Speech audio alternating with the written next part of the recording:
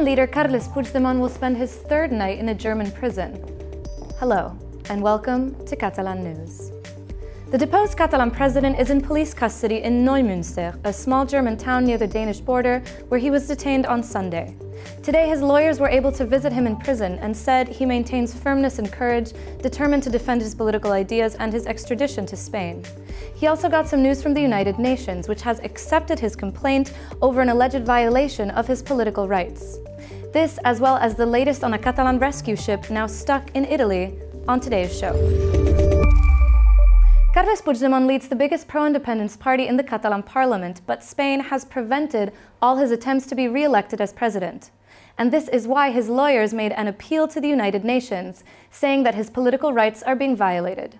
Spain now has 6 months to reply in what is the second UN demand that Madrid faces, after a similar one by another pro-independence candidate, Jordi Sánchez. So far, all presidential candidates put forward by pro-independence forces have failed to be re-elected, and for now, they are all in prison. Carles Puigdemont is to remain in custody in Germany for a third night, and likely for the whole week, at least. A German judge has to decide whether or not to accept the European arrest warrant against the deposed Catalan leader, and whether to apply any precautionary measures while he awaits a decision on his extradition. The first decision is unlikely to be made before Easter, according to a German prosecutor, while the entire extradition process could take up to 3 months. In the meantime, Puigdemont will remain in custody awaiting his extradition ruling, unless the court decides otherwise. After a 3-hour hearing yesterday, a German judge ruled that Puigdemont should remain in custody while the judge in charge of the case decides on which precautionary measures should be applied, while the court considers the extradition request. The toughest measure the court could impose would be to sentence Puigdemont to pre-trial prison, yet softer measures could also be applied. Puigdemont's lawyer today expressed his confidence in the German judiciary. En tot cas, el president té molt assumida la seva situació.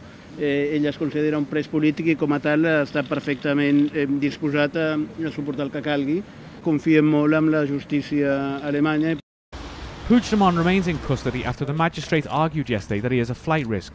The judge said that the Catalan leader has incentives to flee to Belgium, where the judicial process could be more favourable.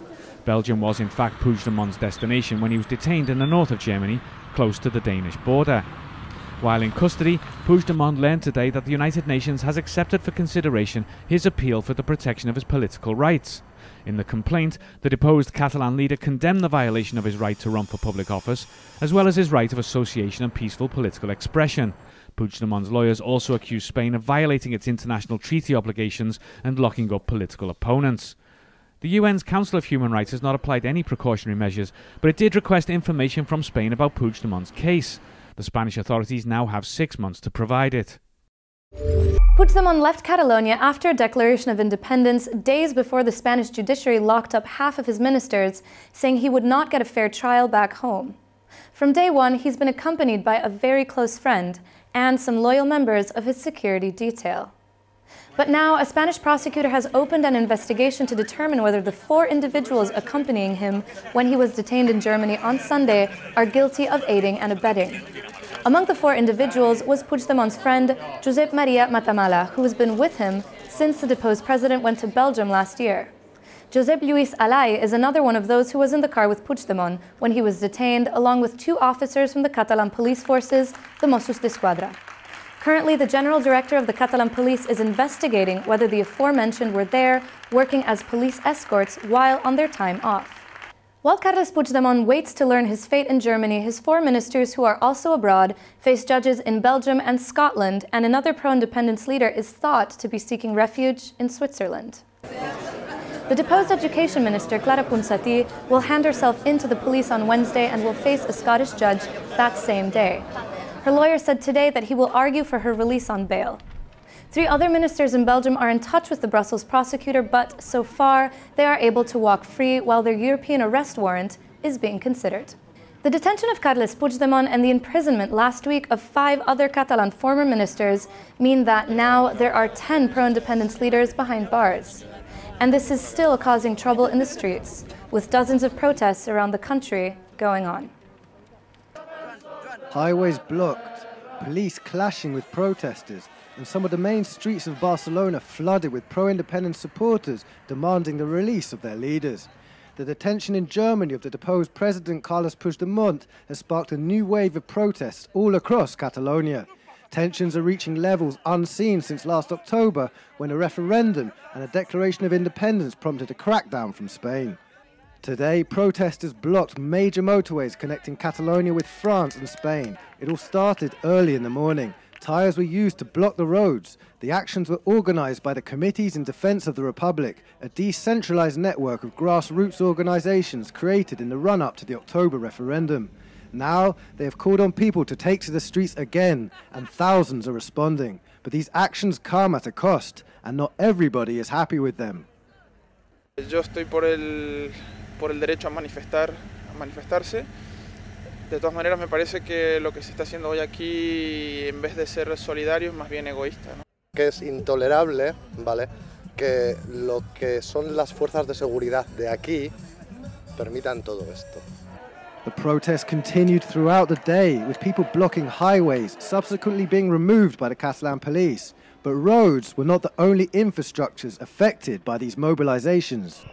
Hundreds of people have arrived here in Sant Station to protest for the release of Carles Puigdemont. The police were already here waiting for them, and they've blocked most of the entrances to the station. In fact, people only enter through two, in a preemptive attempt to stop the protesters blocking the train tracks. As you can see, things are just getting started, and this looks like it's going to be going on for a long while. Let's change topic now and move on to another controversial judicial case, but for very different reasons.